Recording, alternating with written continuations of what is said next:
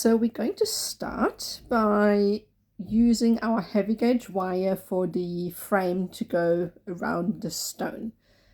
So I tend to like to use quite a heavy gauge for that. If you don't have square, you can also use round. That works just as well. I just find square shapes better. So, and structurally seems to have more integrity as well. So I like to use it. But as I said, you don't really have to use square. Round also works just as well. So just manipulate it. You can use an object to create the initial bend at the bottom. I just prefer to manipulate it with my fingers as I have more control over how it shapes. I just tend to use my fingers quite a lot for a lot of things. So just keep doing that and cross-reference it against the stone. So next I'm putting the bend at the top. Again, I'm using my fingers for that, and you just kind of gauge to make sure that they're sort of symmetrical on each side, and make sure that the two top wires are parallel to each other. Next, just arranging the bottom a little bit and cross-referencing against the stone again to make sure that it's a good fit. And then I'm going to make sure that the two wires that are parallel to each other are as closely as possible, because we're going to bring in our half round for that. Again, if you don't have half round, you don't have to use that. Sometimes you can do a weave if you wanted to, or use some 0.6mm wire instead of the 0.8 half round. That works just as well. It just gives it a different look. So whatever you have handy works as well. So just wrapping around the bottom, and I am going to bring that little tail through one of the branches and wrap it around the base just to give it a little bit of an anchor point to keep it in place as I wrap up the top. Next, I am just lining up my half round. Sometimes you need to untwist it because it has a tendency to twist, and then I'm just going to work my way up until I'm satisfied, roughly about 3.5 centimeters. So I'm now at the top, winding the last bit, and then I'm just going to trim off the little tail end, and then bend it that way. So for that, my half round and my bent nose pliers are great because they get into all the nooks and crannies. Adjust it again a little bit until you're satisfied. Like so, just double check so it's a great fit. So now I'm going to bend the bail. Now, when you're using heavy gauges like that, it's always a little bit of a fight, I find anyway. So you're just going to have to be patient and manipulate it until you're satisfied. And it's a great tip is to actually bend the legs a little bit first before you get to the bottom. That way they go through the loop easier. So push them through, take your time with that, and then use your pliers as well. So the next step is to bend the legs. You don't need to wrap them a lot. Once is enough because the wire gauge is so strong that'll hold it in place. So just attach it and then use your pliers to close the loop around it, and then the next step is to actually just trim off those little legs that we have there. And little tip is when you bring in your pliers, you don't actually need to cut the whole wire if you don't have heavy duty wires. You just need to nip a tiny bit out of the wire, and that will make it weak, and you can break off the wire like I've done here. I've ruined a good amount of pair of pliers because I just didn't use the correct one, so don't do that. Right, so the stone fits nicely. I like the way it looks. And next we're going to bring the little frame sections for the bottom here. So about 8 centimeters of 1mm wire works. So I'm going to make sure that I wrap them both the same way so that the cross member actually sits at the back of the frame and the loops come from behind over the wire around. So just bend that in. And again, runners pliers are probably the most used tool that I have. They're really, really handy, so I recommend getting them if you don't have some yet. They're really fab. So just loop, and just all the while keep your finger over the wire to keep it from shifting. It's a little bit fiddly in the beginning stages because there's nothing to hold it in place, so you're just going to have to control that a little bit with your fingers. Once you're done with that, press the little loops down to tighten it against the frame, because the wire will shift, and press it together. And just make sure it's nice and neat, because that will be seen from the back, so try and keep the loops tidy. So do the same thing again. So just the second wrap will be much easier, because it's obviously already got structure on the other side, so it's much easier to attach than the first one. Also bear in mind, when you're using square wire, sometimes for whatever reason the wire goes sideways and the corner sticks out rather than it winding around on a flat side. So just make sure that when you are attaching the wires, if you're using square wire, it's flat, sitting flat on the actual base. Now, as I said again, you can use round, so a square is not a prerequisite to make this design. So if you have 6mm or 8mm or 1mm round wire, use that instead.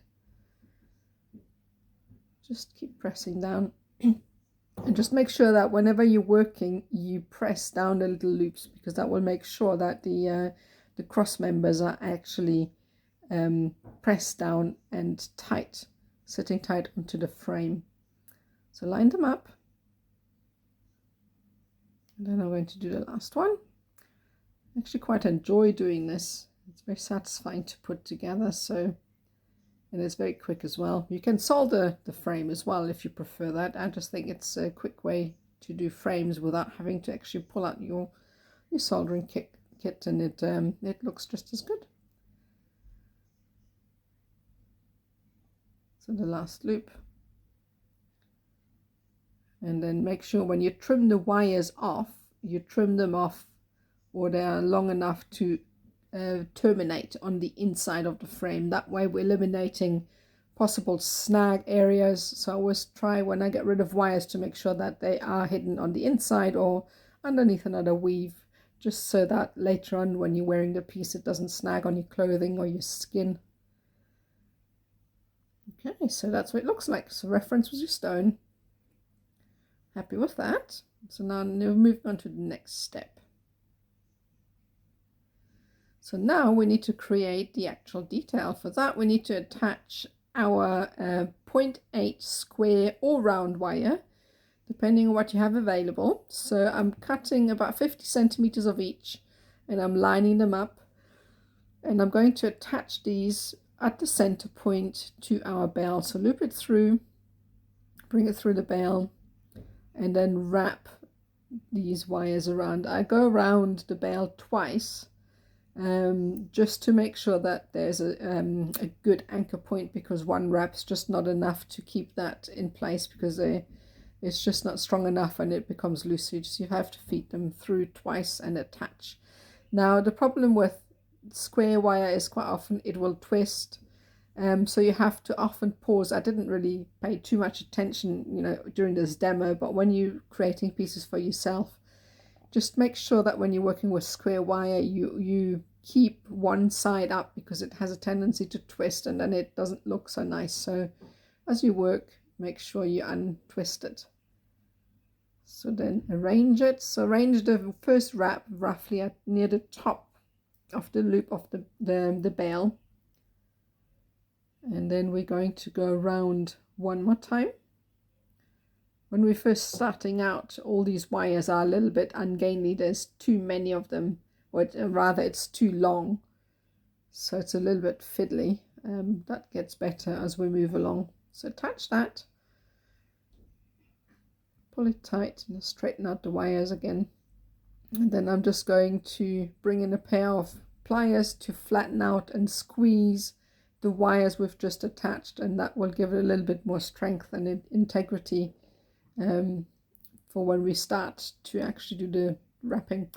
So next I want to attach the stone to the base. For that I'm going to bring in a piece of 1mm round wire, and all I'm going to do is I'm going to use this wire to kind of wrap this around the stone. So I'm attaching it to one of the cross members and looping it around just once or twice. I think I've just gone once in this instance, and that's enough. Again, use your pliers if you need to squish down, very technical term that, to squish down the wire to make sure that it's nice and tight, creates a nice and tight fit, so it won't actually shift when you later starting to set the stone in place. So just pull it tight, and I always straighten as I work. And yeah, there's the pliers. So I'm squidging down the loop to press it onto, squidged onto the base wire. Fit the stone, and the next step is to wrap that wire around the stone. And the idea is to bring the wire around the stone as snug and as close as possible, because we want to use that wire to cage the stone and keep it in place. So wrapping it around, again, it's a bit of a fiddly business at this stage, so you just need to take your time, be patient, and then it'll all fall into place. So if the wire doesn't want to come through, all you need to do is wiggle it a little bit, and that will tighten the loops without you having to pull excessively on it. So I'm pulling through again, and you watch me, I put my thumb over the wires every time I do this to stop them from sliding through as you pull the wire tight on the other end. So put your thumb when you're tightening so that it stays where it's meant to stay. So do that again now, pulling it tight, and that sort of caging should keep the stone in place. Next, trim off these wires because we don't need them anymore. And now we're ready to start the wrapping. So I'm straightening out the wires because they've twisted, as I said earlier. And once we've done that, let's line them up, and we're going to start by creating a swirl at the top. So put your thumb and make sure that the wires are parallel. Obviously make sure that they are straightened out. All the kinks and twists have gone if you're using a square wire. And then twist.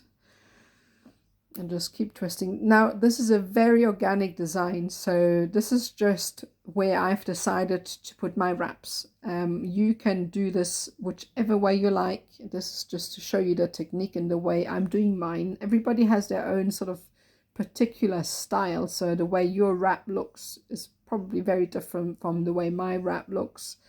So this is just to give you the idea on how it works.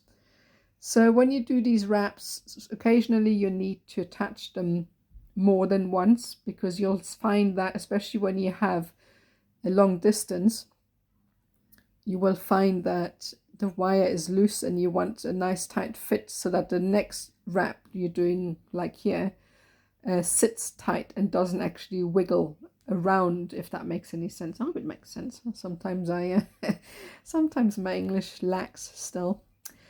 All right, so we're taking one of the legs, sometimes separate them out, and as I said, it's an organic design, so whatever takes your fancy, you do with the wires.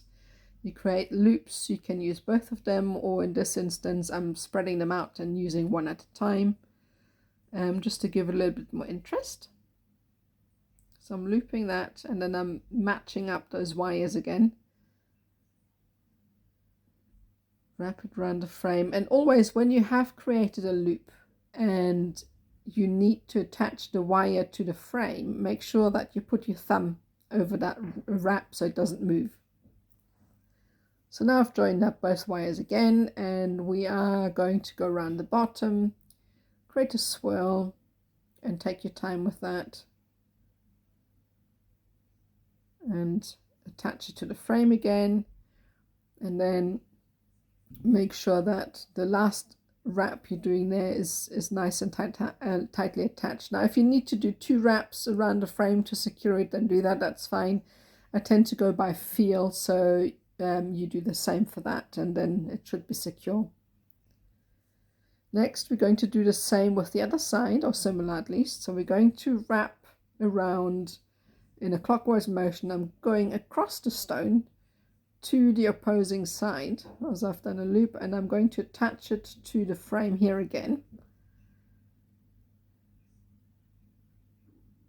Again, make sure that when you're doing these wraps, that the wires, when they come out on the other side, there's no point in keeping them straight as you're wrapping, but when you bring them out and the wires are attached, straighten them out again, so that it looks nice and tidy with the square wires. With the round wires, you don't really have to worry about sort of thing, because obviously they twist and it won't make any difference. The way they look with square wires slightly different. Now, if you wanted to, you could actually twist them and create that look on purpose. So you put them in a drill bit, or you get little tools. I think they're called Archimedes. Archimedes something. I can't remember. I've actually got one, but I can't remember what it's called. And you can manually twist them so that it gives a little bit of an added detail, like a twisted jump ring that you can buy. So when you can do that with square wire. Yeah, just make sure you straighten them out again.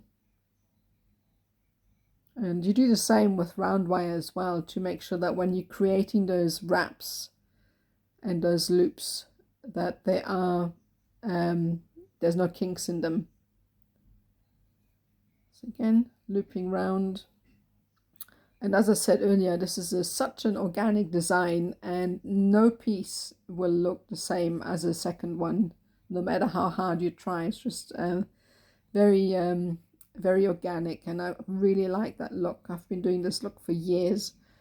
I think it's really pretty, and it's also very achievable for even beginners if you haven't done this, because you can just play around with different shapes and practice the feel of the wire, really. So I really like that technique. It looks very intricate. Again, attach your wires, straighten it out,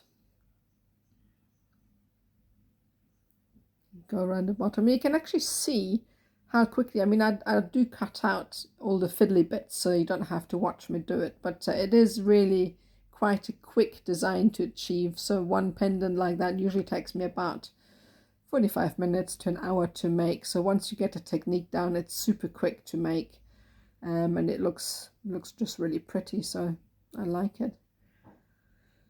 Again, keeping the wires together, and when you're doing this, put your thumb over the twirls as you're twisting to help with the shape. Once you get to the bottom, we're going to attach those last 2 wires to the frame, and that's it. So quite happy with the way it looks. So feeding it from the bottom, and next you can use your pair of pliers to help you tighten the wire against the frame, like so. Once the wires are a little bit shorter, it's much easier to do that. So trim off those wires, don't need them anymore, and that's what it looks like.